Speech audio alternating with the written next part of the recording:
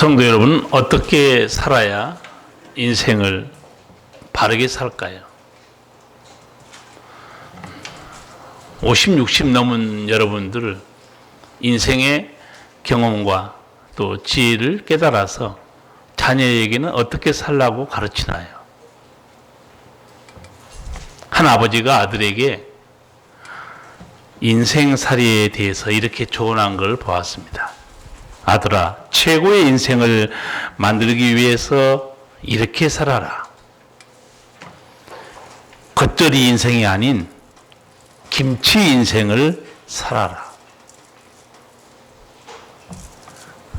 김장하셨죠? 잘 들어보시기 바랍니다. 겉절이 인생을 살지 말고 김치 인생을 살아라. 김치가 맛을 제대로 내려면 배추가 5번 죽어야 한단다. 첫 번째, 땅에서 뽑힐 때 한 번 죽고, 두 번째, 통배추가 배가 갈라지면서 또 한 번 죽고, 세 번째, 소금에 절여지면서 또 한 번 죽고, 네 번째, 매운 고춧가루와 짠 젓갈 때문에 또 한 번 죽고, 마지막으로 장독에 담겨 땅에 묻혀 다시 한 번 죽어야 비로소 제대로 된 김치 맛을 낸단다. 그런 깊은 맛을 전하는 인생을 살아라. 이거는 김치 얘기고 이제 결론이 뒤에 있어요. 그러기 위해서는 오늘도 내 성질을 죽이고 고집을 죽이고 편견을 죽이면서 살아야 된다. 김장 똑같이 하는데 어떤 사람은 이렇게 지혜를 얻어요. 김장 남자가 해요, 여자가 해요, 보통.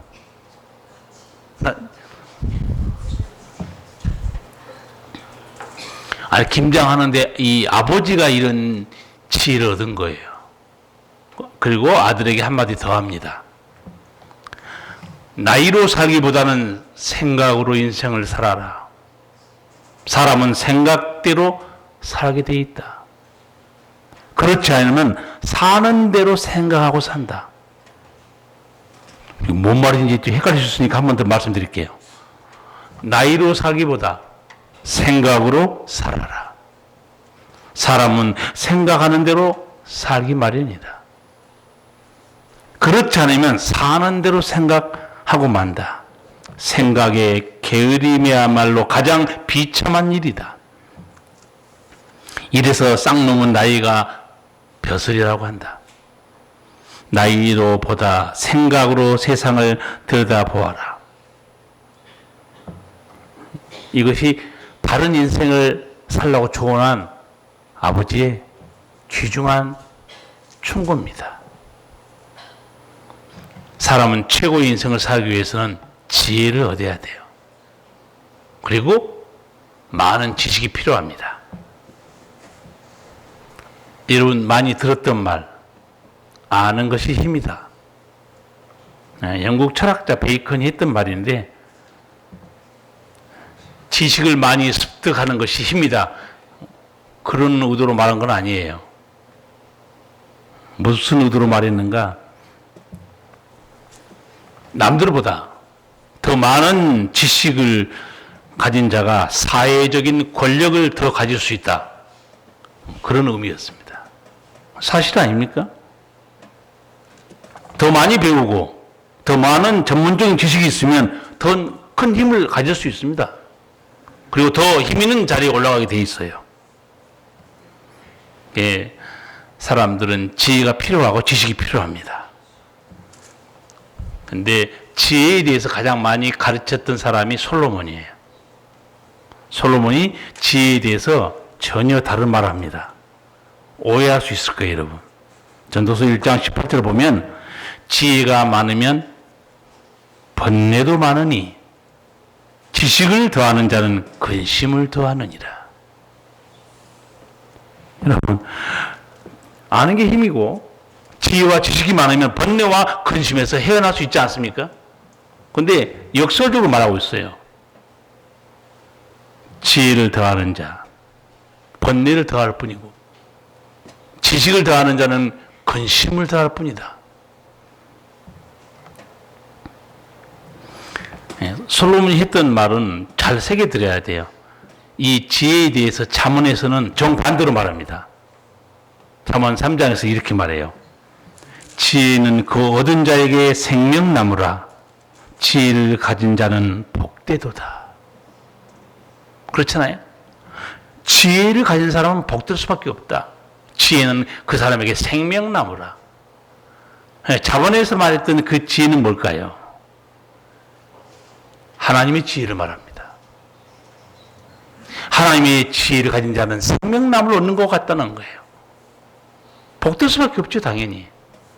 근데 이 전도서 1장 18절에서는 솔로몬이 지혜를 더하는 사람, 번뇌도 많아지고 지식을 갖게 되는데 오히려 근심만 더하게 되는가?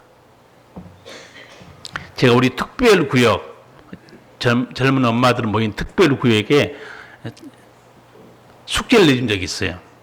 전도서, 잠언 읽어오시오. 새로 구역립이 시작할 때 다시 물어보겠습니다. 했더니 어떤 애 엄마가 저한테 물어본 거예요.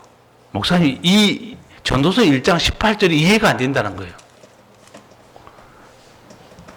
어떻게 지혜가 많으면 번뇌가 많아지냐 이거예요. 지식을 다하는데 왜 근심이 더 많아지죠? 이게 무슨 말입니까? 물어봐요, 저에게. 이게 무슨 말이죠, 여러분? 딱 한마디가 이게 빠져 있습니다. 솔로몬이 말하고 싶었던 것은 세상의 지혜, 인간적인 지혜와 지식은 많을수록 번뇌와 근심 더할 뿐이라는 거예요. 인간의 지혜와 지식으로 인간의 번뇌와 근심을 해결해 주지 못한다. 솔로몬이 깨닫는 진리입니다. 성도 여러분, 죄에 붙드는 인간이 그가 깨달은 지혜가 어떻게 인간의 문제를 해결할 수 있겠습니까? 인간의 지혜와 하나님의 지혜는 차이가 있습니다. 짧게 말씀드리면 세상 지혜, 인간의 지혜는 인간이 경험하고 배우고 깨달음에서 오는 겁니다. 하나님의 지혜는요, 말씀을 통해서 우리에게 계시해 주는 거예요. 차원이 달라요. 그러니까 하나님의 지혜는 인간이 계시를 받아야 말씀을 드려야 하는 겁니다. 인간이 죽으라고 요구한 게 철학자들이에요. 그렇죠? 철학자들이 인간의 깨달음이죠. 하나님은 우리에게 계시로 말씀해 줍니다. 이게 진리다. 이게 생명이다. 이게 죽음이다. 그 모든 걸 깨달은 사람이 누구냐? 솔로몬이었어요. 예수 안 믿든 간에 모든 사람이 인정하는 네 가지 큰 문제들이 있습니다. 하나는 죄의 문제입니다. 그리고 죽음의 문제고 고통의 문제고 영생의 문제입니다. 누구나 이 문제에 다 인간은 걸려 있어요. 인간이 얼마나 어리석은 줄 아세요? 자기가 저지른 죄 때문에 자기가 죽고 그 다음에 고통을 받고 있는데 죄가 무엇인지 모르고 있어요. 얼마나 황당한 사건입니까? 자기가 저지른 죄 때문에 자기가 죽고 고통을 당하고 지옥에 떨어지는데 그 죄가 뭔지 모르는 거예요. 로마서 1장 보시면 하나님을 떠난 인간이 얼마나 미련한지 이렇게 설명해요. 하나님을 떠난 인간이 그 총명이 어두워지고 분별력을 잃어버린 후에 조물주보다 피조물을 더 섬기고 있다는 거예요. 아니, 우리를 지으신 하나님을 섬겨야지. 피조물보다 피조물을 조물주보다 더 사랑하고 섬기고 있다는 겁니다. 얼마나 어리석은 일인 얘기예요. 그런데 그 인생에 무슨 평강이 있고 영원한 진리가 있냐 그 말이에요. 우리말에 식자우환이라는 말이 있죠. 쉽게 말하면 무슨 말입니까? 식자우환. 아는 게 병이라는 겁니다. 아는 게 병. 아는 게 병이에요. 알기는 알되 해결할 능력이 없는 거예요. 그러니까 알수록 고민만 더 커지는 겁니다. 아예 몰랐을 때는 모르니까 그냥 그러냐고 살았어요. 그것을 깨뜨린 말이 오늘 본문입니다. 전도서 1장 18절. 인간의 지혜가 많으면 분뇌도 많아지고 인간적인 지식이 쌓일수록 근심만 더할 뿐이라는 거예요. 그래서 솔로몬이 그런 결론을 내린 겁니다. 그러면 영원한 지혜, 영원한 지식, 사람을 자유하게 하고 행복해 하고 진정한 인간의 쉼을 주는 그 지혜와 지식이 어디 있는가? 사도 바울이 골로새에서 정확하게 말합니다. 골로새 2장 3절을 보면 그 안에는 지혜와 지식의 모든 보화가 감추어 있느니라. 예수님 말씀 안에 인간이 추구해야 될 가장 복된 지혜, 지식이 거기 가득 들어있다는 거예요. 그래서 예수님 아는 사람은 진리를 아는 거고, 예수님 스스로 하신 말씀이 있죠. 내가 곧 길이요 진리요 생명이니라. 그러니까 예수님께 가야 바른 진리를 깨닫게 되는 거예요. 솔로몬이 전도서 쓰면서 자기 지나온 일생을 잠깐 기록 다 해놨는데, 나도 행복하게 살아보려고 별것 다 해봤다. 그게 어디 있냐면 전도서 2장입니다. 나중에 집에서 읽어보시면 돼. 지금 볼 필요 없어요. 읽으려면 한참 걸려요. 설교 집중 못합니다. 내가 색상 밑으로 보면 빠져가지고 이것이 행복인지 알아봤는데 정말 헛된 일이었다는 거예요. 두 번째, 웃으면 복이 온다고 그래서 웃고 사는 인생이 최고다. 그래서 자기가 그렇게 즐겁게 살아봤는데 솔로몬이 깨달은 게 뭔지 아세요? 웃음 끝에도 근심이 있느니라. 너무너무 놀라운 말씀이에요. 내가 웃는 게 아니란 말이죠. 내가 지금 웃는 게 아니야. 하나님이 주신 은총, 또 솔로몬이 이렇게 말해요. 하나님은 사랑하는 자에게 은혜를 베풀면 겸하여 근심을 주지 않는다고 그랬어요. 차원이 다릅니다. 하나님이 내게 주신 재물이든지 건강이든지 은총이든지 하나님이 줄 때는 겸하여 근심을 주지 않는다는 거예요. 정말 행복하고 평안하게 살게 해버립니다.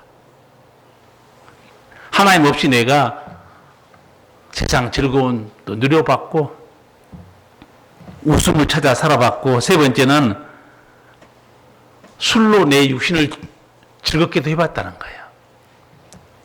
술로 육신을 즐겁게 하면 50, 60대 찾아온 게 뭡니까? 술 계속 드셔보세요. 50, 60대 찾아온 것은 죽음뿐이에요. 여러분, 젊은 날부터 술을 한창 먹고 정신 차려서 50대에 술 끊었어요. 그 다음에 또 후유증이 옵니다. 뭔지 아시죠? 알코올성 치매입니다. 참 이게 몸은 10년대로 고정이 되어 있어요. 몸 관리 젊을서부터 잘할 필요가 있습니다. 술로 내가 한번 살아봤는데 아무것도 아니라는 거예요. 나는 사업도 크게 해봤다는 거예요. 솔로몬이 알병 없죠. 성도 건물도 짓고 동산도 만들고 연못도 만들고, 요즘 말하면 어디까지 해본 줄 아세요? 기쁨조도 만들어 봤다는 거예요. 기쁨조를 만들어서 내 궁궐에서 노래하는 자, 음악하는 자 불러서 즐겼다는 거예요. 솔로몬이 내린 결론이 전도서 2장 11절에 있습니다. 듣기만 하세요. 그 후에 본즉 내 손으로 한 모든 일과 수고한 모든 수고가 다 헛되어 바람을 잡으려는 것이며 해 아래서 무익한 것이로다. 하나님 없이 내 인생을 살았는데 바람을 잡는 거예요. 그 모든 수고가 무익하다. 아무 유익이 없다. 원래 뜻은 어떤 단어냐? 남는 게 없다 그 말입니다. 내 인생에 남는 게 없다는 거예요. 즐겼고 누려받고 소유했는데 내 손에 남는 게 없다. 이것이 하나님 없는 허무한 인간의 삶이에요. 솔로몬이 그걸 깨달은 겁니다. 엊그제 95세 장수한 한 노인이 자기 인생을 해고한 걸 한번 봤어요. 나는 젊었을 때 정말 열심히 일했습니다. 그 결과 나는 실력을 인정받았고 존경도 받았습니다. 그 덕에 65세 때 당당한 은퇴를 할 수 있었죠. 그런 내가 30년을 더 살았습니다. 은퇴하고 30년 더 산 이 나이가 지금 99이에요. 그런데 99 생일 때 내가 얼마나 눈물을 많이 흘리고 내 생을 돌아보면서 비참했는지 너무너무 괴로웠습니다. 내 65년의 생애는 정말 자랑스럽고 떳떳했습니다. 그러나 그 이후 30년 삶은 부끄럽고 후회되고 참 비참했어요. 나는 퇴직할 때는 이제 다 살았다. 남은 인생은 그냥 덤이다. 그런 생각으로 고통 없이 죽는 게 내 마지막 소원이다. 그런데 이렇게 오래 살다 보니까 남은 삶은 덧없고 아무 소망도 없었다는 거예요. 나는 지금 비참한 생각입니다. 내가 이 95세 된 노인의 말을 듣고 떠오른 게 있었어요. 이 노인이 드려야 될 말씀이 하나 있습니다. 그게 오늘 전도서 앞에 안 읽었는데 12장 1절입니다. 1절 같이 한번 읽겠습니다. 어떤 말씀인가요?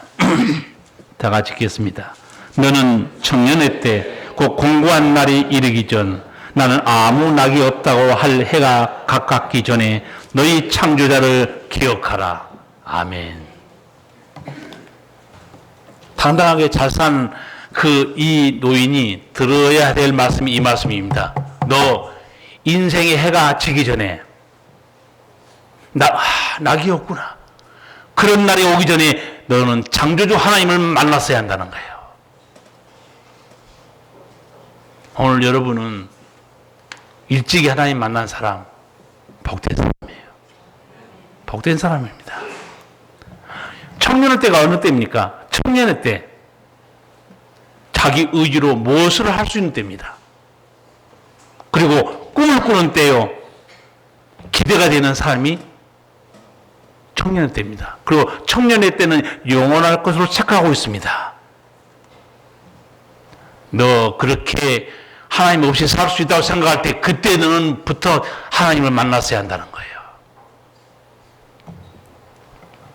95세를 살았던 이 노인 65세 정년까지는 당당하게 살았고 자신감 넘쳤어요. 그런데 이후의 삶은 비참하고 외롭고 괴로웠다는 거예요. 소망도 없었다는 거예요. 누구를 만났어야 되는가? 너 인생이 해가 지기 전에 창조주 하나님을 기억하라는 거예요. 예수 믿어도 하나님 기억 못하고 세상 것이나 붙들고 그게 빠져있는 사람 너무 많습니다. 나를 지으신 창조주 하나님을 모르고 산다. 그 인생 헛된 거예요. 자, 인생이 당하는 허무와 고통과 불안이 있죠. 이게 무슨 형벌인 줄 아세요? 하나님을 떠나버린 인간이 치러야 할 형벌이 허무요, 고통과 불안이에요. 하나님을 떠난 인간이 치러야 할 아주 가슴 아픈 대가입니다. 여러분은 예배 드리기 전에 저랑 같이 한 15분 찬송하잖아요. 내가 여기서 내려다보면 찬송하면서도 눈물을 흘리는 성도가 있어요. 왜? 하나님의 사랑 때문에. 하나님의 은혜 때문에. 내가 여전히 주의 품에 안에 있다는 그 은혜 때문에 감사하고 눈물을 흘리고 있어요. 얼마나 복된 인생입니까? 그래서 솔로몬은 오늘 전도서 마지막 절에서 사람의 본분이 무엇인 줄 아느냐 정확하게 짚어줍니다. 다 같이 13, 14절 읽겠습니다. 일의 결국을 다 들었으니 하나님을 경외하고 그 명령을 지킬지어다. 이것이 사람의 본분이니라. 하나님은 모든 행위와 모든 은밀한 일을 선악간에 심판하시리라. 아멘. 일의 결국을 다 들었으니 무슨 말인가? 너 전도서 1장부터 12장까지 다 읽어봐라. 내가 어떻게 살았고 인생이 남는 게 뭔지 너 다 들었지? 그 말이에요. 그리고 솔로몬이 내린 결론은 이미 제가 2장 11절에서 읽어드렸습니다. 그 후에 본중 내 손으로 한 모든 일과 수고한 모든 수고가 다 헛되어 바람을 잡으려는 것이며 해 아래서 무익한 것이로다. 하나님 없이 살아온 인생이 얼마나 헛된지. 그러니까 솔로몬이 이런 말을 할 수밖에 없는 거예요. 일의 결국을 다 들었지. 하나님을 경외하고 명령을 지켜라. 이게 사람의 본분이다. 예수님은 항상 말씀하신 설교를 보면요, 하늘의 소망을, 하늘의 보화를, 계속 하늘의 상을 위해 살아라. 왜? 이 세상은 지나가기 때문에. 예수님은 상급에 대해서, 하늘의 보화에 대해서 설교할 때 굉장히 많아요. 왜 그러겠습니까? 뭐 고상한 척하고 잘난 사람들은 뭐 천국이 중요합니까? 이 땅에서 천국을 이루고 살아야지. 다 중요해요. 이 땅에서 천국을 이루며 사는 것도 중요하고 짧게 지나가 버립니다. 그러나 이 땅은 영원한 천국에서 하늘의 은총을 누리고 사는 건 더 큰 은혜예요. 아셔야 돼요.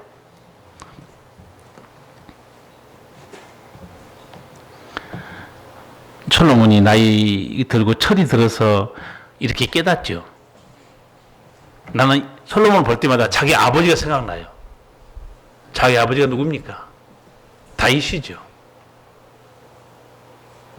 솔로몬이 쓰는 자기 트레이드 마크 하나 있어요. 솔로몬은 그러면 시편에도 127편 딱 하나 나오고 전도서 나오는데 솔로몬이 가장 쓰는 단어가 자기가 많이 썼던 단어가 있죠. 그게 무슨 단어죠?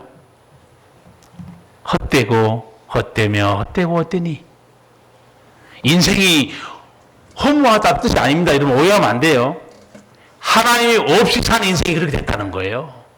하나님 없이 사는 인생이. 그래서 시편 117편 보세요. 여호와께서 성을 세우지 아니하시면 세우는 자의 수고가 헛되며 누굴 짚고 넘어가요? 하나님입니다. 하나님이 지켜주지 않고 함께 하지 않으면 그 모든 거 수고가 헛되다는 거예요. 자기 아버지는 어떻게 살았는가? 그리고 어떤 인생을 주 앞에서 은총을 누렸는가? 시편이 너무 많이 나와 있는데 그 중에 대표적으로 우리가 잘 아는 시가 시편 23편입니다. 제가 어떻게 말하는가? 솔로몬과 달라요. 여호와는 나의 목자시니 내가 부족함이 없으리로다. 그가 나를 푸른 초장에 누이시며 쉴 만한 물가로 인도하신도다. 솔로몬은 자기 욕망을 따라 살다가 헛되다고 말했죠. 그 아버지는 누구를 주인으로 누구를 목자로 삼고 살았어요. 하나님 아버지예요. 여호와는 나의 목자라는 거예요. 여러분 인생의 목자가 누굽니까? 자신 있게 말씀해 보세요. 저의 인생의 목자는 하나님이십니다. 목소리가 굉장히 부드럽고 떨리는 목소리. 당당하게 내 인생의 목자는 우리 예수님입니다. 근데 아멘 하는 사람들 입으로만 하면 안 되고 진짜 따라가야 돼요. 그렇죠? 안 따라가면서 예수님이 양을 몰고 저리 가잖아요. 안 따라가면서 혼자 양에서 여기 서가지고 예수님은 나의 목자입니다. 양은 저 멀리 갔어요. 예수님 데리고 혼자 계속 남아있어요. 나는 예수님이 목자입니다. 그때 늑대가 와요. 그럼 어떻게 될까요? 저녁 만찬이 되겠죠. 따라가셔야 돼. 입으로만 예수님 나의 목자입니다. 따라가셔야 됩니다. 삶을 통해서 예수님 말씀을 순종하고 따라가는 거예요. 난 다윗이 가장 부러운 것 중에 하나가 시편 23편 중에서 마지막 부분이에요. 나의 평생의 선하심과 인자하심이 정녕 나를 따르리니 내가 여호와의 집에 영원히 거하리로다.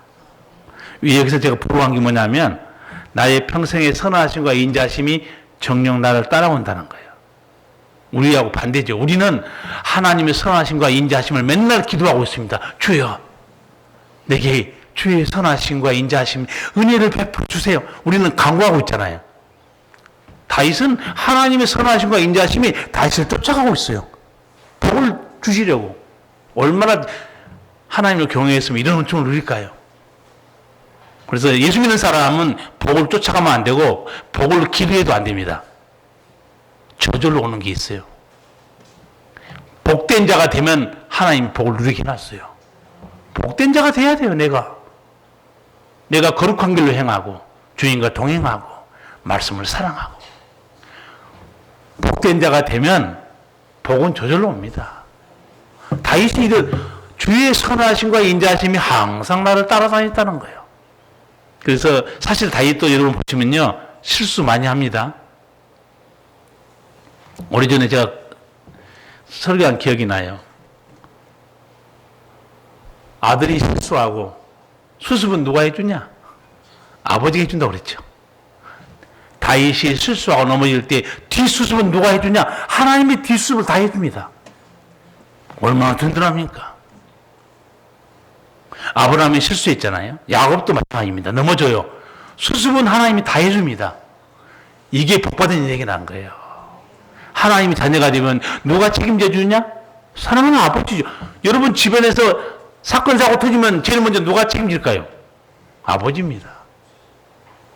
애가 경찰서에 끌려가 보세요. 아버지는 죄를 안 지었는데 경찰한테 뭐라고 해요? 다 제가 잘못했습니다. 아버지가 무슨 죄를 제일 지었어요? 아들이 죄를 지었는데 제가 책임지겠습니다. 우리가 잘못 살고 실수할 때마다 우리 삶을 돌아보고 뒷수습을 해주신 분이 누구냐? 사랑의 아버지 하나님. 이 아버지 품을 떠나면 은총 못 누립니다. 탕자의 비유를 보세요. 탕자의 아버지가 얼마나 부자입니까? 객지에 가서 안 들어오는데 어떻게 하겠어요? 들어와야 아버지의 사랑을 받지. 결국은 객지에서 굶어 죽을 뻔하다가 아버지 집으로 돌아오죠. 회개하고.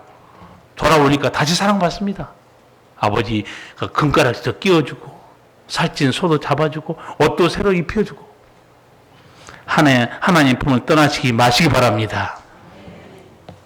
땅에 사는 날 동안 하나님이 나를 인도하는 선한 목표였고 마지막에 이렇게 말하죠. 내가 여호와의 집에 영원히 거하리로다. 영원히 거하는 아버지 집은 어디입니까? 천국이에요. 얼마나 다윗이 복된 고백을 하고 있습니까? 자기 아들하고 틀리죠. 아들은 뭐라고 그랬어요? 해 아래서 내가 수고한 모든 것을 본 적 바람을 잡으려는 것처럼 헛됐다는 거예요. 아니 어떻게 아버지한테 좀 이렇게 영향을 좀 받아야 되는 거 아니에요? 근데 자식 농사는 마음대로 못 하더라고요. 목사 아들도 엉망이고 장로 아들도 교회 안 나오고 이게 마음대로 안 돼요. 그런가 하면 나같이 전혀 예수 모르는 집에 태어나가지고 예수 믿고 목사까지 되기도 해요. 정말 은혜 아닙니까? 우리 아버지도 물론 주님을 잘 섬겼죠. 근데 주자가 달라요. 한문으로 보면 주자가 다르다니까요. 정말 하나님의 은혜를 받는다는 거. 저지난주에 설교하면서 어떤 인생이 복된 인생인가? 시편 65편 제가 말씀드린 기억이 나요. 주께서 택하시고 주의 뜰에 거하게 하신 그 사람은 복 있는 사람이라고 그랬어요. 그렇죠? 여러분도 하나님이 택해서 이 자리에 지금 주의 뜰에 거하게 해 놓으신 거예요. 그런데 오늘 하나님이 왜 솔로몬의 소리를 듣게 하겠어요? 이 중에서 꼭 또 이상한 생각하는 사람이 있거든요. 꼭 딴 길로 가려고 그러고 세상 즐거움에 빠지고 돈이나 붙들고 살려고 그러니까 하나님이 그거 너가 사는 길이 아니야. 하나님을 경외해야 돼. 말씀을 지키라는 거예요. 헛되게 인생을 살았던 솔로몬이 이제 정신 난 거예요. 이제 뭐라고 자기가 고백하고 충고합니까? 일의 결국을 다 들었으니 하나님을 경외하고 그 명령을 지킬지어다. 이것이 사람의 본분이니라. 이제 철들어서 이렇게 말하죠. 이 말을 이미 자기 아버지가 다윗이 세상 떠나기 전에 이미 했던 말이에요. 열왕기상 보면 다윗이 세상 떠나가면서 이 아들한테 유언을 했어요. 똑같은 내용이에요. 아버지가 뭐라고 유언했는가? 너는 너희 주 하나님의 명령을 지키고 모세의 율법에 기록된 대로 주께서 지시하는 길을 걷고 주의 법률과 계명과 율례와 증거의 말씀을 지켜라. 그리하면 내가 무엇을 하든지 어디를 가든지 모든 일이 형통할 것이다. 아버지가 남긴 유언이에요. 솔로몬이 이제 나이 철들어서 이제 깨닫는 거예요. 사람의 본분이 뭔가 하나님을 경외하는 것이다. 그 말씀을 지키는 것이다. 그래서 여러분에게 자식에게 유언 남기는 방법도 다 알려줬죠. 성도 여러분, 죽을 때 유언하지 말라고 그랬어요. 왜냐하면 언제 확 죽을지 아무도 몰라요. 그러니까 기분 좋은 날 유언하라고 그랬죠. 기분 좋은 날이 언제라고 알려줬어요. 명절 때, 생일잔치 할 때, 애들 다 모여놓고, 얼마나 분위기가 좋아요. 나는 너희에게 유언을 하나 남기고 싶은데 아버지 유언은 이것이다. 그럼 분위기 좋잖아요. 거기 막 싸한 분위기가 아니잖아요. 근데 어느 날 갑자기 정말 아버지가 갑자기 세상을 떠났어요. 자녀 마음속에는 아버지 말이 남아있습니다. 우리 아버지가 그때 명절 때 생일 때 했던 말씀, 우리 아버지 남긴 유언이 이거였지. 그래서 제가 여러분에게 아주 컨설팅 해드리고 있어요. 야, 애들아 모여라. 이제 나 죽을 것 같다. 그렇게 되면 얼마나 좋겠어요. 죽을 것 같다. 그런 상황에서 유언한 사람도 있지만 갑자기 세상 떠난 사람 너무 많아요. 그러니까 오죽하면 제가 뭘 유언할까 모르는 사람은 컨닝하라고 그랬어요. 컨닝. 다윗이 했던 거 그대로 해도 돼요. 자식에게. 여기서 솔로몬이 이렇게 말해요. 사람의 본분이라고 그랬죠. 사람의 본분이란 말이 사람의 의무, 마땅한 본분, 그런 뜻은 원래 아니에요. 솔로몬이 했던 이 말을 그대로 번역하면 이런 말입니다. 이것이 인생의 모든 것이다. 그 말입니다. 그게 무슨 뜻일 것 같아요? 하나님을 경외하고 그 말씀을 지키는 것이야말로 인생이 목숨 걸고 추구해야 할 모든 것이다 알려준 겁니다. 왜 그렇게 솔로몬이 목숨 걸고 얘기한 줄 아세요? 그 이유가 다 있어요. 14절 이유가 있습니다. 14절 같이 한번 읽겠습니다. 하나님은 모든 행위와 모든 은밀한 일을 선악간에 심판하시리라. 아멘. 야, 죽으면 그만이야. 죽으면 그만이지 뭐가 있어. 그러면 얼마나 좋겠습니까? 죽음 위에 심판이 있다는 사실을 솔로몬이 알려준 겁니다. 심판을 앞으로 받게 된다는 사실을 기억하고 살라는 거예요. 목사님 죽었는데 뭐 심판이 있을까요? 궁금하십니까? 요한계시록 20장 보세요. 요한계시록 20장 보면 거기 최후 심판 장면이 나옵니다. 무서운 장면이 나와요. 모든 죽은 사람을 다 하나님이 심판 앞에 세워버립니다. 그 책이 두 번 펴 있죠. 하나는 행위가 기록된 책, 하나는 생명책입니다. 행위가 기록된 책, 우리 인간의 모든 행위가 다 있어요. 그거 놓고 근거를 놓고 하나님이 심판한 거죠. 법원에서 판사가 그냥 재판한 거 아니죠. 검사의 기소, 변호사의 변호 다 들어봅니다. 그리고 물증 가지고 재판해 버립니다. 법에 따라서. 하나님도 하나님 말씀에 따라서 그 행위의 산 걸 중심으로 재판합니다. 누가 천국에 들어가는가? 생명책에 기록된 자만 천국에 들어갑니다. 생명책에 기록됐다는 것은 하나님이 자녀가 됐다는 거죠. 거듭나서 이름이 기록된 거예요. 생명책에 기록되지 아니하는 자마다 불못에 던지우더라. 그래서 솔로몬이 그렇게 말한 겁니다. 사람이 목숨 걸고 추구해야 될 인생의 모든 것이 뭔 줄 아느냐? 하나님을 경외하는 거다. 그리고 그 명령을 지키는 것이다. 왜? 심판이 있기 때문이다. 제가 좋아했던 영화 배우, 옛날에 영화 청년 때 정말 많이 봤는데 그 영화 배우 중에 한 사람이 신영균 씨라는 사람입니다. 그분 장로님이 되시더라고. 나는 이분이 인터뷰한 걸 보고 너무너무 감동받았어요. 돈도 많이 벌었어요. 500억이나 번 게 아니고 500억을 기부를 했습니다. 여러분도 한 5억 정도 기부해 보시면 어떻겠어요? 아멘 했으면 5억이 오는 건데 아멘 안 했기 때문에 5억이 안 오는 거예요. 이렇게 믿음이 없으세요. 이제 하려고 그러면 내가 항상 늦었어 이제.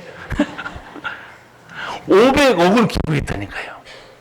근데 이분이 이렇게 인터뷰하더라고요. 저는 독실한 기독교 집안에서 태어나가지고 평생 술, 도박, 여자 가까이 한 적이 없습니다.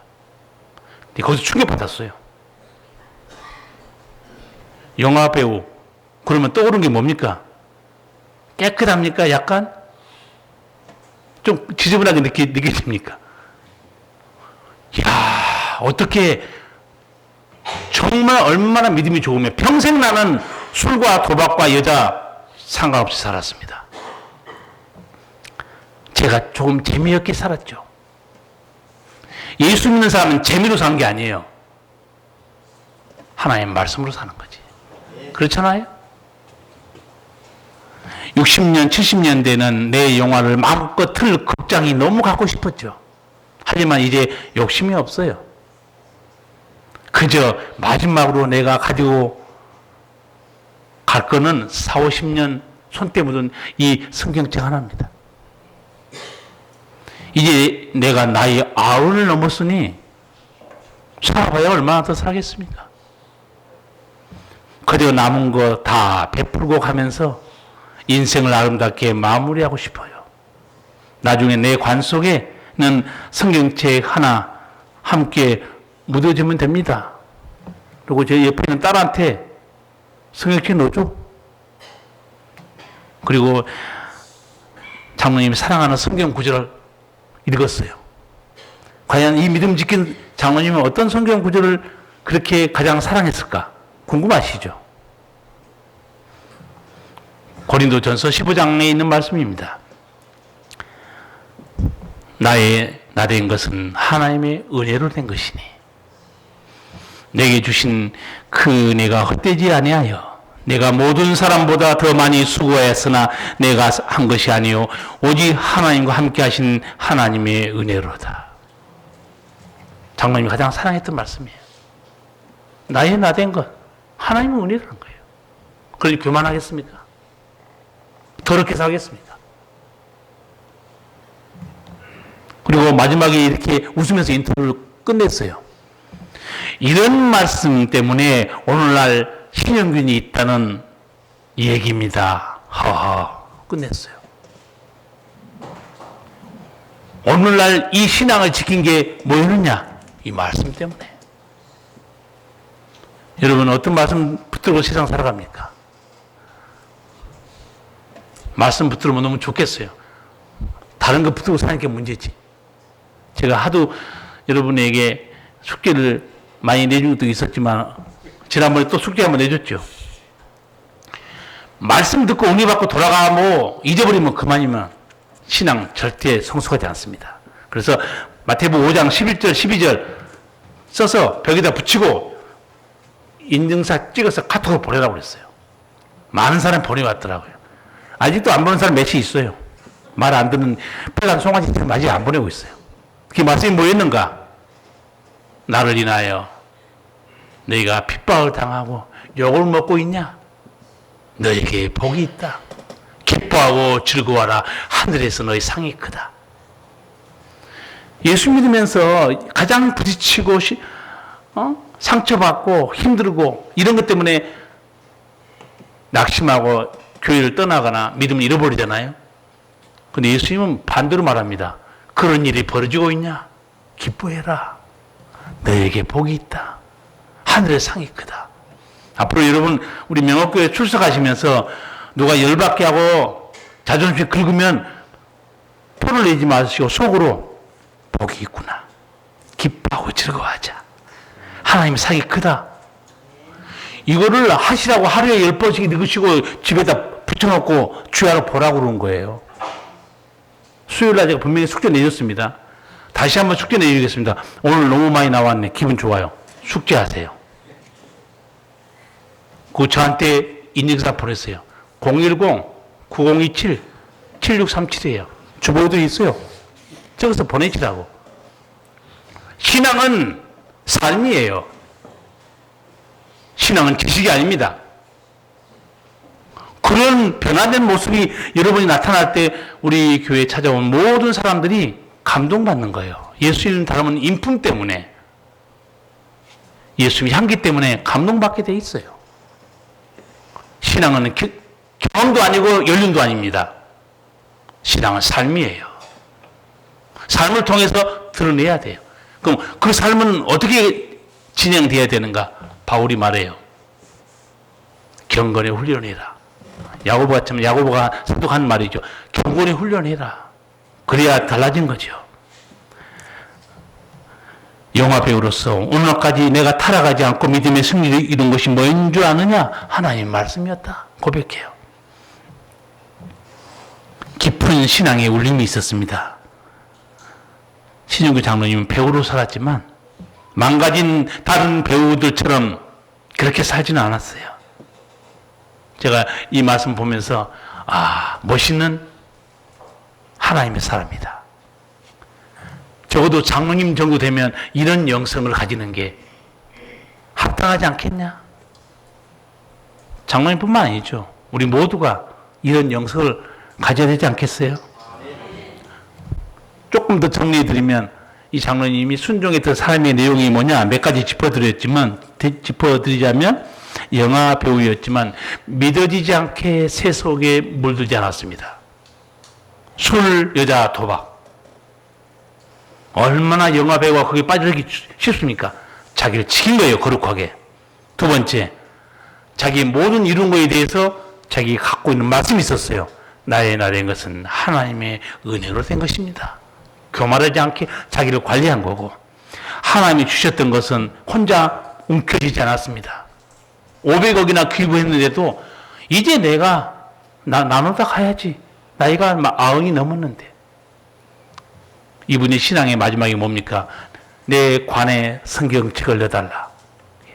무슨 의미인지 아시겠죠? 나는 사나 죽으나 우리 주님과 함께 있고 싶다는 거예요. 얼마나 귀한 믿음입니까? 성도 여러분, 인생을 어떻게 살기를 바랍니까? 어떻게 살아야 되겠습니까? 오늘 전도서 이 말씀을 기억하기 바랍니다. 일의 결국을 다 들었으니 하나님을 경외하고 그 명령을 지킬지어다. 이것이 사람의 본분이니라. 하나님은 그 모든 행위와 모든 은밀한 일을 선악간에 심판하시리라. 믿음의 승리자가 되고 싶으시면 이 말씀을 마음에 새겨야 됩니다. 사도 바울이 갈라디아 6장 보면 두 가지 인생을 딱 소개합니다. 자기 육체를 위하여 심는 자는 육체로부터 썩어진 것을 거두고, 성령을 위하여 심는 자는 성령으로부터 영생을 거두리라. 어느 쪽으로 내 인생을 방향을 잡고 나가야 될지 오늘 하나님께서 확실하게 말씀을 주셨습니다. 다 믿음의 승리자들 되시기를 축복합니다. 기도하시겠습니다. 살아계신 우리 주님, 은혜를 감사합니다. 자기 육체를 위해 심는 인생들이 많습니다. 육체로부터 썩어진 것을 거둘 수밖에 없는데, 지혜와 지식의 모든 보화가 예수님께 있으므로 예수님을 의지하고 예수님을 모시고 사는 사람, 하늘의 영생을 맛보고 그가 세상을 마칠 때도 주님 품에 안겨서 아름다운 영원한 총을 누리는 걸 저희로 듣게 하셨습니다. 이 말씀을 붙들고 믿음으로 승리하여 행복한 삶을 살게 하여 주시옵소서. 예수님 이름으로 기도하옵나이다. 아멘.